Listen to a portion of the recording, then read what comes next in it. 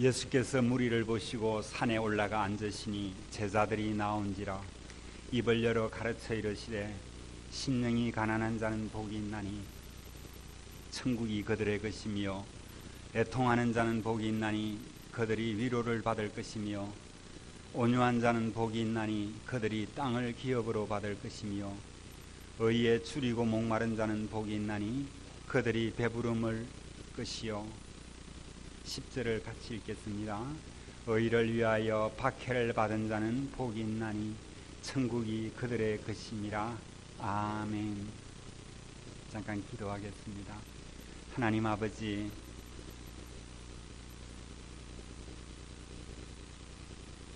이 시간 종이 말씀을 들고 섰습니다.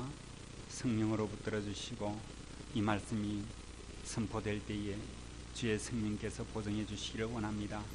예수님의 이름으로 기도하였사옵나이다. 아멘. 우리가 이 성경 구절에서 3절을 다시 한번 보십시오. 심령이 가난한 자는 복이 있나니 천국이 그들의 것이며, 그 다음에 마지막에 읽었던 10절 의를 위하여 박해를 받은 자는 복이 있나니 천국이 그들의 것임이라. 끝에 보면 천국이 그들의 것임이라는 말은 같거든요. 근데 앞에는 심령이 가난한 자고 10절에서는 의를 위하여 박해를 받은 자라는 것입니다. 똑같은 천국이겠지만 이 천국은 조금은 레벨이 다르지 않겠나, 이런 생각을 가지고 이 말씀을 같이 묵상해 보기를 원합니다. 예수님께서 복음 전파를 시작하실 때에 마태복음 4장 17절에 이렇게 시작합니다. 이때부터 예수께서 비로소 전파하여 이르시되 회개하라 천국이 가까웠느니라 하시니더라. 이랬습니다. 예수님께서 천국을 선포하시면서 회개하라 이렇게 시작하고 있는 것을 보게 됩니다. 이렇게 복음을 선포하시면서 바로 제자들을 택정했고요, 바로 5장에 이렇게 설교를 시작합니다. 그렇게 볼 때에 회개하라 천국이 가까웠느니라, 이 말은 어쩌면 5장, 6장, 7장 산상수훈의 설교의 제목과 같은 것이 아니겠느냐, 이런 생각을 해봅니다. 자, 회개하라 천국이 가까웠느니라, 그리고 나서 무리들과 함께 산에 올라가 앉으셔서 설교하기 시작합니다. 심령이 예수께서 무리를 보시고 산에 올라가 앉으시니 제자들이 나온지라 있습니다. 이제 제자들이 나왔습니다. 그리고는 입을 열어 가르쳐 이르시되, 예수님께서 그 입을 주목하고 있는 무리들을 앞에서 이제 복음을 가르치기 시작합니다. 그 첫 말이 무엇입니까? 여러분, 우리가 한번 상상해 봅시다. 산에 수많은 무리들이 올라왔습니다. 그리고 그 가운데에서 예수님께서 이제 무엇인가 선포해 주기를 기다리고 사모하는 심정, 그런 가운데 있는 그들에게 예수님께서 입을 열어서 첫 마디가 무엇입니까? 심령이 가난한 자는 복이 있나니 천국이 그들의 것이며, 이렇게 시작됩니다.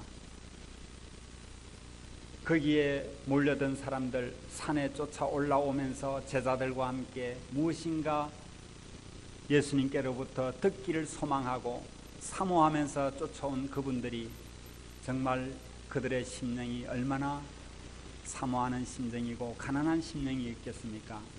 만약 그들이 부유하고 내가 낸대하고 이렇게 교만한 마음으로 가졌더라면 산에까지 올라갈 이유도 없고 또 구태여 그렇게 들으려고 하지도 않았을 것입니다. 그러나 예수님께로 향하는 그들의 모습을 보고 주님은 심령이 가난한 자는 복이 있다고 말씀하시면서 그들을 향하여 지칭하기를 천국이 바로 너희들의 것이다, 이렇게 표현하는 것이지요. 그러면은 예수님께서 말씀하시는 첫 제목에서 회개하라 천국이 가까웠느니라 했는데, 회개가 무엇입니까? 회개가 너무나 중요하고 또 그 다음에 천국이 너무나 중요하기 때문에 예수님께서는 회개하라 천국이 가까웠느니라 했는데, 이 시대에 많은 설교 강단에서 회개가 외쳐지고 있습니까? 우리 교회는 말끝마다 어쩌면 새벽 기도에도 그렇고 늘 우리는 회개를 외칩니다. 우리가 주님 앞에 회개하고 바로 서야 합니다. 주님 앞에 회개하고 돌아와야 된다고 이렇게 외치는 것이죠. 그러나 일반 교회는 지금 회개를 외치게 되면 성도가 떠날까 싶어서 걱정이 돼서 예수님은 회개하라고 외쳤는데 교회에서 회개하라 외치는 것이 아니라 와서 복 받으시오 복 받으시오 외치고 있으니 과연 천국이 그들의 것이 될 수 있을까요? 하나님의 나라에 관심이 없는, 어쩌면 이 땅이 하나님의 나라인 것처럼, 이 땅이 온통 천국인 것처럼 설교하는 강단이 얼마나 많습니까? 우리는 이 회개가 무엇인지, 지금 우리가 가고 있는 길에서 내가 지금 말씀으로 제대로 가고 있는가, 그리고 다시 한번 내가 말씀대로 가지 않는다면 이 항로를 변경해서 수정해서 방향을 점검해야 되지 않겠느냐. 이것이 바로 회개라는 것입니다. 그러면 그 방향이 어디입니까? 천국이 가까웠다고 했으니 천국을 향하는, 그런 천국으로 가는 다른 길을 가고 있는가, 이것을 점검하라는 것입니다. 천국이란 하나님의 나라입니다. 하나님의 나라가 가까이 왔다. 우리 주기도문에서도 그렇게, 주님 가르친 기도에서도 그렇습니다. 나라의 임하옵시며 하나님의 나라가 임하여 주십시오. 하나님의 통치가 이루어지는, 하나님의 나라가 이루어지기를 원합니다. 이렇게 기도하는 것입니다. 우리는 이 땅에 살면서 두 통치를 받고 있습니다. 하나는 하나님의 통치를 받고 있고요, 또 하나는 이 땅에 사는 날 동안 세상의 통치, 세상의 공중권세 잡은 자의 통치를 받고 있는 것입니다. 두 통치 사이에서 우리는 오늘도 이렇게 신앙으로 살고 있는 것이지요. 자, 예를 한번 들어보겠습니다. 우리 한국에는, 한국이 아니죠, 세계에서 볼 때 우리나라에는 두 개의 나라가 있습니다. 하나는 북한 김정은이가 통치하는 그 나라가 있고요, 하나는 밑에 남한 박근혜 정부가 다스리는 나라가 있습니다. 김정은이 통치하는 그 나라에는 북한 주민이라고 그러고요, 남한에 우리가 있는 이곳은 남한 사람이라고, 한국 사람이라고 말하고 있는 것이죠. 누구의 통치를 받고 있느냐에 따라서 우리는 그의 통치에 따를 수밖에 없습니다. 복 있는 자가 누구입니까? 우리는 하나님의 통치를 받고 있느냐, 세상의 공중권세 잡은 자의 통치를 받고 있느냐에 따라서 나는 하나님의 백성이 될 수도 있고 나는 세상 사람이 될 수도 있는 것입니다. 세상에서는 다스림을 안 받는 게 복입니다. 많은 사람들이 다스림을 받지 않으려고 다니던 직장을 그만두고 조그마한 가게라도 내가 내일 하겠다고 이렇게 하는 것은 통치를 받지 않겠다는 거 아니겠어요? 그래서 사람은 누구나 그렇습니다. 다스림을 받기를 원치 않지요. 그래서 사장이 되고 싶고, 꼭대기에 가면은 내가 다스림을 안 받을 것이다 해서 작지만 꼭대기를 향해 다가가는 것이 우리의 모습 아닙니까? 아이러니하게도 교회에서도 어쩌면 우리가 이 좀 다스림을 안 받으려고, 주님 내가 좀 직분이 높아져야 되겠습니다. 왜? 좀 다스림 안 받게요. 우스갯소리입니다만 우리는 다스림을 그토록 받기 싫어한다는 것이죠. 내 마음대로 살게 버려두세요. 그런데 대신 복은 주세요. 축복은 주세요. 이것이 바로 여타 종교입니다. 대신 간섭은 좀 하지 마세요. 복채 좀 내놓을 테니까 내 좀 복 좀 주세요. 대박 좀 주세요. 그러나 예수님은 이렇게 말합니다. 회개하라. 하나님의 통치를 받아라. 이렇게 선포하고 있는 것입니다. 하나님의 나라 천국을 누리며 살아라. 그것이 진정한 복이라고 선포하고 있는 것입니다. 그러므로 우리는 세상 복을 추구하고 있다면 거기에서 회개하고 돌아서야 합니다. 천국 복으로 말입니다.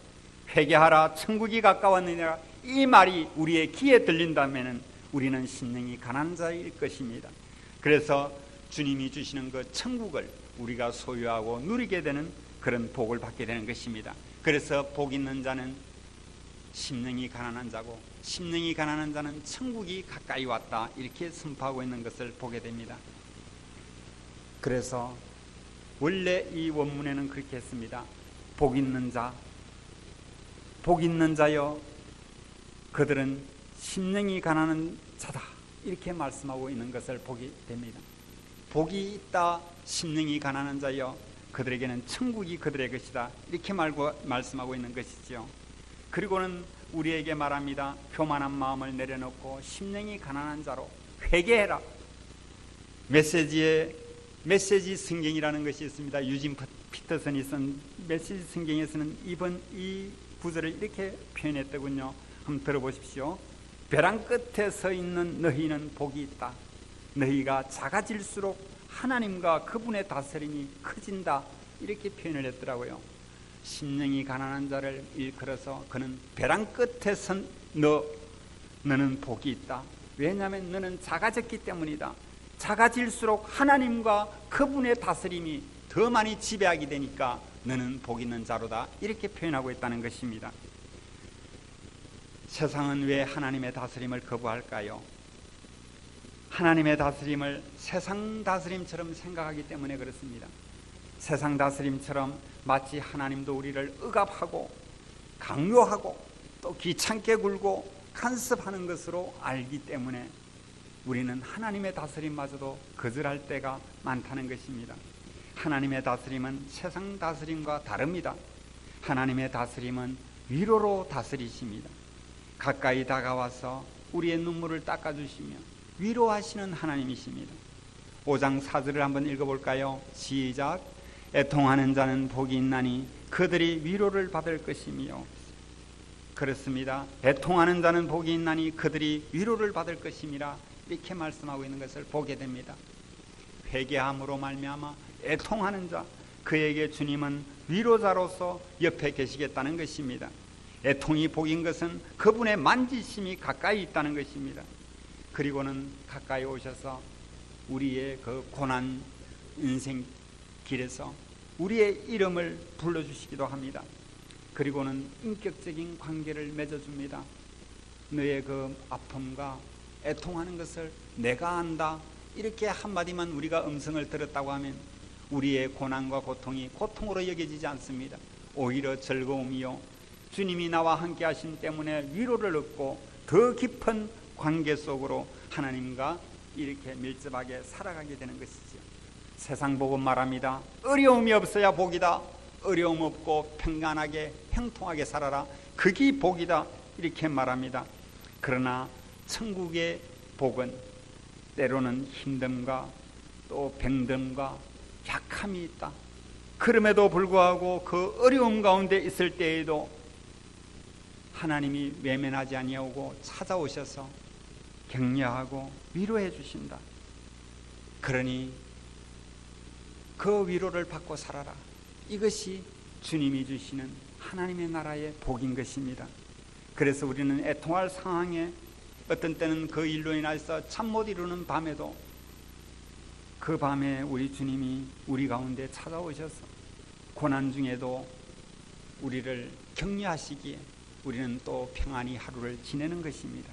천국 복을 누리기 위해서 주님은 우리에게 말합니다. 생각을 바꾸라.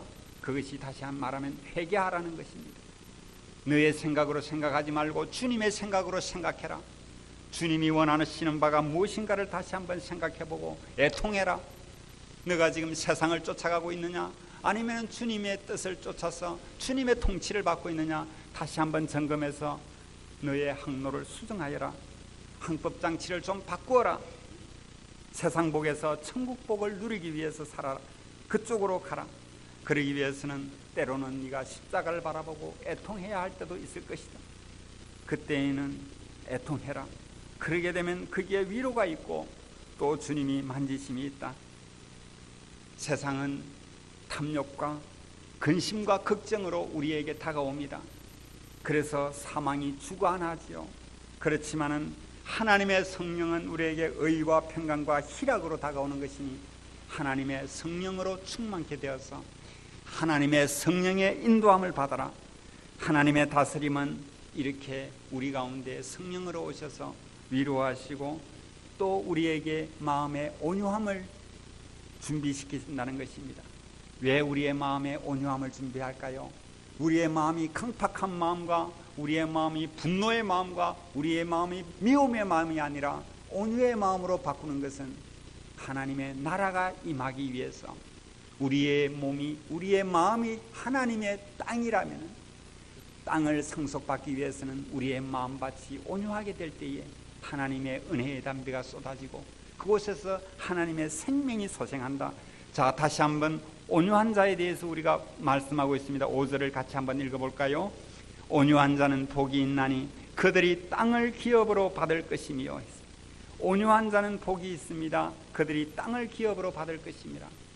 어릴 때 저는 이 설교를 들을 때 그랬어요. 여러분, 들판에는 소는 많이 있습니다. 그러나 사자는 몇 마리 없습니다. 온유한 자, 소가 땅을 차지합니다. 이렇게 들었어요. 예, 그때는 그렇게 들었는데 지금은 이렇게 생각합니다. 땅은 우리의 마음이고 우리의 마음밭에 누가 지배하느냐에 따라서 그 땅의 소유가 하나님의 소유냐 세상의 소유냐가 판가름 난다는 것입니다.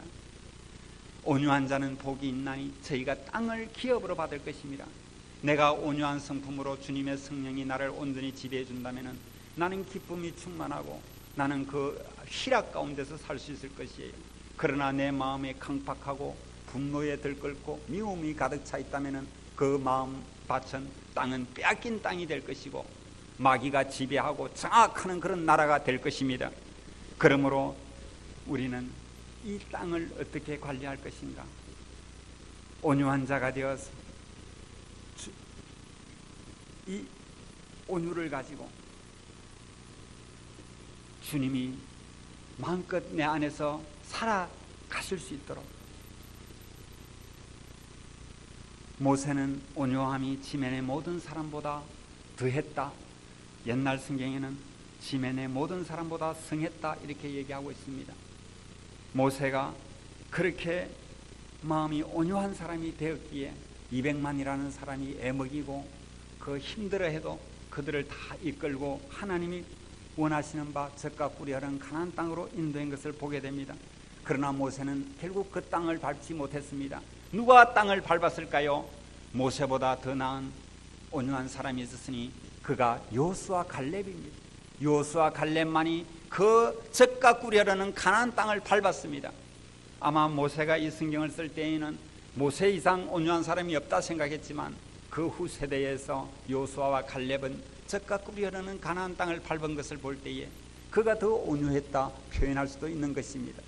그러면 온유하지 않은 사람은 어떻게 되었습니까? 온유하지 않은 사람은 40년 동안 광야에서 모두가 이 모양 저 모양으로 지진으로 죽고 벼락 맞아 죽고 어떻게 원망하다가 죽고 불평하다가 죽고 간음하다가 죽고 그것이 성경은 말하고 있습니다. 그들은 땅을 차지하지 못했습니다. 땅을 상속받지 못했습니다.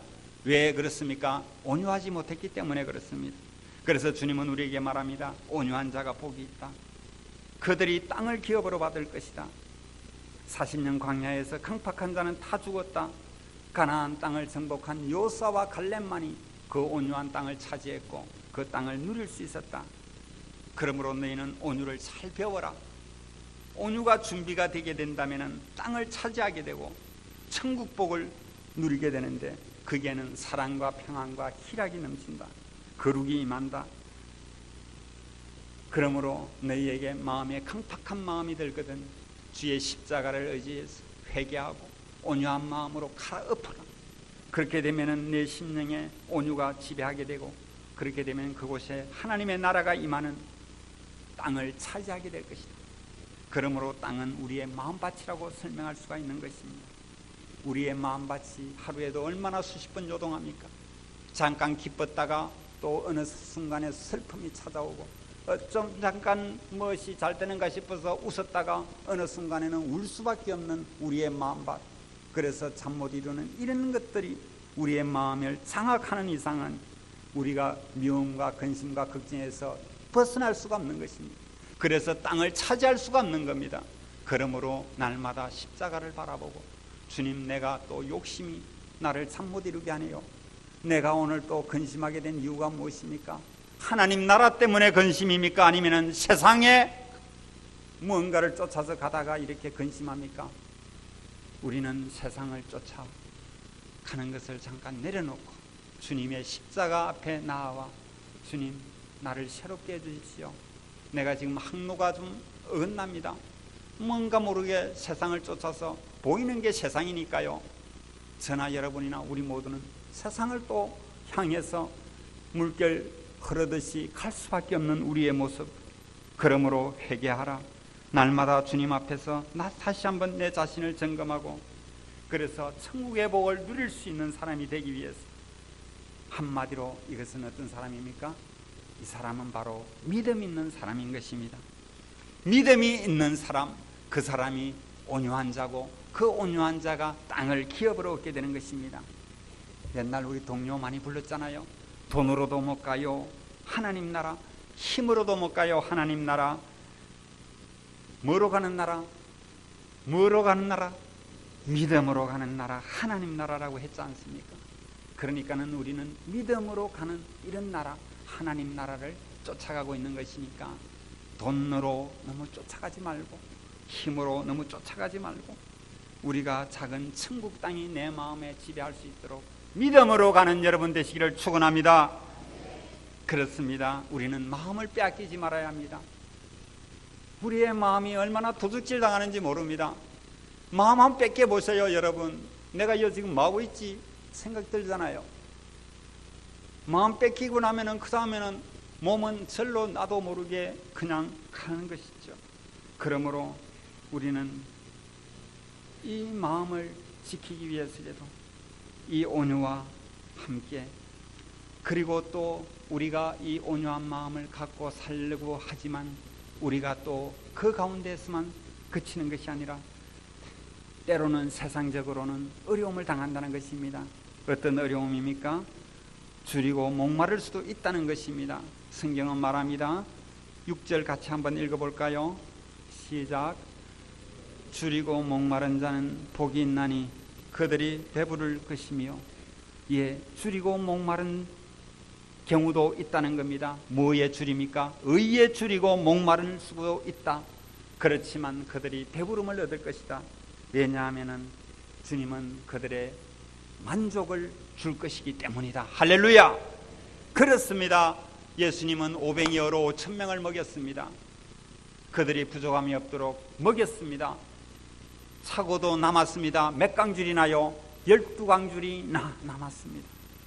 또 사마리아 여인을 만났습니다. 목마르다고, 그래서 나는 5 남편이 있었지만 지금 있는 남편도 내 남편이 아니라고 하는 이 갈급한 영혼의 소유자 사마리아 여인도 만나셔서 내가 주는 물을 먹는 자는 영원히 목마르지 아니하리라 하시면서 생수를 공급해 주신 나의 예수님, 그 예수님께서 우리에게 권면합니다. 의에 줄이고 목마르느냐? 그렇지만 그에게 내가 배부르도록 목마르지 않도록 해주겠다고 약속하셨습니다. 세상은 자기 것을 만족을 위해서 정복과 쟁취를 합니다. 어떻게 하면 정복하고 어떻게 하면 쟁취할까? 그래서 세상 복임으로 세상의 복을 가진 자, 한마디로 물질을 가진 자, 내가 최고지 않느냐? 그러므로 나는 천국 그거 나에겐 별 의미가 없어. 왜? 이 땅이 천국 아니니? 이보다 더 좋은 데가 어디 있어? 난 돈도 많고 권력도 있고. 이렇게 생각하는 그들에게 예수님은 말합니다. 너희 배부른 자여 줄이리로다. 바리새인을 향해서는 화 있을진저 이제 배부른 자여 너희가 눈물을 흘리며 통곡하리로다, 이렇게 얘기하고 있는 것을 보게 됩니다. 예수님은 우리에게 말씀했습니다. 줄이고 목마른 자에게 친히 배부름을 주겠다. 주님 주신 양식으로 5,000명을 먹인 것을 기억해라. 그리고는 만족이 있다. 예수님의 떡은 말씀입니다. 이것은 내가 생명의 떡이다. 내가 주는 떡을 먹는 자는 영원히 목마르지 아니하리라, 이렇게 말씀하시면서 우리에게 떡을 공급해 주셨고요. 예수님은 생수였다 했습니다. 성령으로 우리에게 목마른 내 영혼에 생수의 성령을 주셔서 내 영혼이 흡족할 수 있도록 이끌어 주겠다. 주님은 약속하신 것입니다. 그리고 우리는 그 약속 믿고 또 오늘도 성령의 충만함으로 또 예수님의 생명의 양식으로 배부르며 성령의 충만함으로 나의 가란 목을 죽이며 또 생수를 얻게 되는 것입니다. 이러므로 천국의 복은 말씀을 들으며 또 그 말씀 안에서 생명을 공급받으며 또 성령의 생수로 말미암아 나의 목마른 영혼을 이렇게 흡족하게 해주는 하나님의 은혜가 있는데, 우리가 이것을 위해서 날마다 우리는 주님 앞에 나와서 또 때로는 회개하고, 또 회개 없이는 세상 복을 추구하게 되니까 여기 앉아있어도 딴 생각을 한다면 그 얼마나 안타까운 일입니까? 천국 복은 보리떡으로도 만족할 줄 아는 사람. 전에 우리는 그랬습니다. 오늘 일남전도의 어르신 그렇게 옛날 시절에 그렇지 않습니까? 먹을 것이 없어서 보리떡 한 개라도 있으면 좋겠다, 보리죽이라도 한 그릇 실컷 먹었으면 좋겠다는 그때에 그래도 죽 한 그릇을 놓고 만족하지 않았습니까? 이와 같이 일용할 양식으로 만족할 줄 아는 사람, 지금은 정부가 일용할 양식은 공급한다고 알고 있습니다. 그러므로 우리가 하나님께서 주시는 이 일용할 양식이 있는 이상 감사하고, 우리가 이 땅에 사는 날 동안 광야에서 이스라엘 백성들이 출애굽 여정 중에 있으면서 날마다 하늘로부터 내리는 만나를 가지고 살았듯이, 우리는 이 땅에 있으면서 주님이 주시는 일용할 양식을 공급받음으로 말미암아 우리는 저 젖과 꿀이는 가나안 땅을 향해 가야 할 것입니다. 그래서 오늘도 한 걸음 한 걸음 그렇게 나아가고 있는 것입니다. 의를 위해서 핍박을 받는 자가 복이 있다고 했는데, 우리가 다시 한번 의를 위하여 핍박을 받는 자, 그들이 누구입니까? 10절을 한번 읽어볼까요? 시작. 의를 위하여 박해를 받은 자는 복이 있나니 천국이 그들의 것이며. 앞에 6절을 뺐나요? 6절을 다시 한번 읽어봅시다. 의에 줄이고 목마른 자는 복이 있나니 그들이 배부를 것이며. 예, 이제 배가 불렀으니까 그 다음에는 의를 위하여 박해를 받은 자. 그러면 우리 한번 생각해 봅시다. 어제까지는 의에 줄이고 목이 말랐습니다. 내 목마른 마음과 배고픔, 이것을 주님이 해결해 주셨습니다. 그러면 그거로 끝입니까? 야, 이제 배가 부르고 등 땄으니까 됐다, 목도 이제 마르지 않다 하고 됐습니까? 아닙니다. 주님은 말합니다. 의를 위하여 이제는 박해를 받을 수 있다. 그 박해를 받는 자가 복이 있나니 천국이 그들의 것입니다. 이 천국의 수준은 처음 홍해를 건넜을 때에 심령이 가난한 자가 홍해를 건너면서 처음 구원받아서 기뻐하는 그 천국과 조금은 차원이 높다. 왜냐하면 그동안 너희들은 광야를 거쳐서 고생했고 하나님의 인도로 이렇게 젖과 꿀이라는 가나안 땅에 들어왔으니 이제부터는 너희가 의를 위하여 박해를 받을 수 있다. 그 박해를 즐겁게 받아라. 그러면 또한 천국을 주겠다. 이렇게 얘기하고 있는 것을 보게 됩니다. 그러므로 우리는 이 성경에서 처음 홍해를 건넜을 때의 믿음과 가나안 땅을 밟으면서의 믿음이 다르다는 것을 우리는 볼 수가 있습니다. 홍해를 처음 건널 때는 세례를 받고 갓 태어난 어린아이와 같습니다. 갓 태어난 어린아이가 물론 사람이지요. 그러나 그 아이는 많은 돌봄이 필요합니다. 그래서 또 초등학교도, 유치원도 보내고 초등학교도 보내고 또 교육을 시킵니다. 그래서 이제 장가도 보냅니다. 그래가지고 그때서 이제 하나의 성인으로 인정해 줍니다. 이처럼 우리의 믿음도 처음 갓 태어난 세례자가 있습니다. 그리고 신앙이 성숙해서 집사가 되고 또 권사 장로님이 됩니다. 그런 분들과의 신앙은 길이 조금은 이제는 좀 다른 길이 아니겠느냐 하는 것입니다. 내가 전에는 세례자로서 아무것도 모르고 이렇게 지냈으나 이제는 내가 신앙의 연륜도 있고 경력도 있고 이제는 가나안 땅에 왔으니 내가 어떻게 해야 하느냐? 이제는 의를 위하여 박해를 받는 자 되어야 한다는 것이죠. 이제는 네가 하나님의 마음을 알고 주님의 마음을 안다면 네가 언제까지 어린아이 수준으로 있을 수 있니? 이제는 어른으로 장성한 자로서 장성한 분량의 믿음으로서 살아라. 그렇기 위해서는 때로는 의를 위하여 박해를 받아야 한다. 어려움을 받아라. 그것이 이제 우리가 교회를 하면서 돌로는 우리 어쩌면 헌신자요, 봉사자요, 여러 가지 수종되는 사람일 것입니다. 그러므로 우리 모두는 이 두 사이에 끼어 있습니다. 세례를 받고 구원을 받은 갓 태어난 성도와 산전수전 겪으면서 광야 40년을 이렇게 살아왔던 통과한 우리 귀한 성도님들, 그 사이에는 태어남과 자라남이 있습니다. 태어나느냐? 그러면 자라가야 합니다. 태어나지 않았으면 태어나게 해야 됩니다. 그것이 바로 우리가 교회가 할 일이지요. 세례받게 하고, 그리고 세례받은 자를 잘 돌아봐서 그가 장성한 자가 되어서 또 교회를 위하여 헌신하고, 나중에 어려움이 올 때는 박해를 무릅쓰고라도 의를 위하여 핍박받을 수 있는 자, 그 자가 되어서 주님이 생각할 때에는 주님의 수준까지 자라가는 이런 신앙이, 그래서 주님의 마음을 본받는 자가 되어가 주님과 같이 성장해가는 것, 성숙이 뒤따르는 그런 신앙이, 거기에는 놀라운 십자가의 비밀이 있습니다. 내가 예수와 함께 죽고 예수와 함께 사는 이 바울의 고백처럼 나는 날마다 죽노라 하는 이런 고백을 하는데요. 갈라디아서 6장 14절을 한번 펴볼까요? 같이 한번 보겠습니다. 갈라디아서 6장 14절입니다.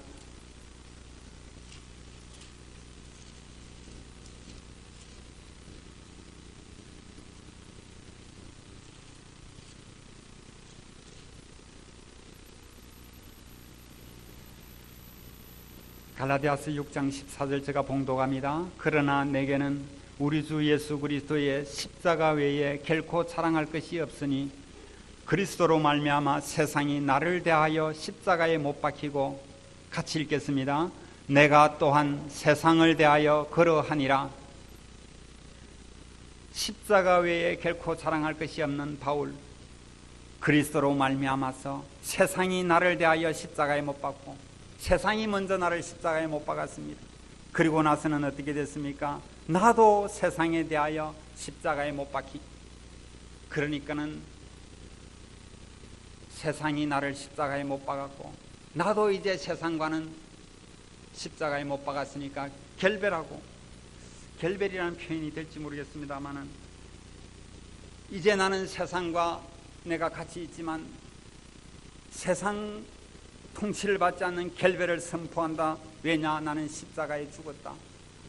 나는 십자가와 함께 죽었고 다시 십자가와 함께 못 박혔다.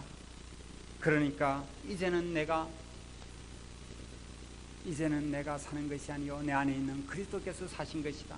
나는 그리스도의 몸된 교회를 위하여 내 몸을, 육체를 그리스도의 몸된 교회를 위하여 채우노라, 이렇게 표현하고 있는 것입니다. 우리가 찬송가에도 그렇게 했듯이 제자들의 고백도 있지요. 죽기까지 따르오리. 저들 대답하였다. 예수님의 제자들이 죽기까지 따르겠다고 그렇게 고백하고 죽었습니다. 우리는 오늘 마태복음 5장 11절 12절을 다시 한번 볼까요? 펴줄 수 있나요? 마태복음 5장 11절 12절입니다. 같이 한번 읽어보겠습니다. 시작. 나로 말미암아 너희를 욕하고 박해하고 거짓으로 너희를 거스러 모든 악한 말을 할 때에는 너희에게 복이 있나니 기뻐하고 즐거워하라. 하늘에서 너희 상이 큼이라. 너희 전에 있던 선지자들도 이같이 박해하였느니라. 아멘. 그렇습니다. 의를 위하여 박해를 받은 자가 복이 있는데, 예수 그리스도로 말미암아 너희를 욕하고 박해하고 때로는 거짓으로 너희를 거스려 모든 악한 말을 할 때에는 너희에게 복이 있다고 했습니다. 그러니 기뻐하고 즐거워하라. 기뻐하고 즐거워하라. 하늘에서 너희 상이 큼이라. 너희 전에 있던 선지자들과도 이같이 박해하였느니라 말씀하고 있습니다. 그러므로 우리는 이 땅에 살면서 십자가를 지고 갈 만한 그런 사람입니까? 십자가를 지고 주를 따라가는 사람, 너희 마음에 슬픔이 가득할 때에도 주가 위로해 주실 것을 믿고 주가 즐겁게 하시리라고 믿고 때를 따라서 주시는 은혜로서 칼한 심령에 힘을 얻고 주가 언약한 말씀 기억하고 너 십자가 지고 가라. 너가 맡은 일 성실히 행할 때에 주님 앞에서 상 받으리. 주가 베푸신 은혜를 감사하며 너 십자가 지고 가라. 찬송가 513장 하겠습니다.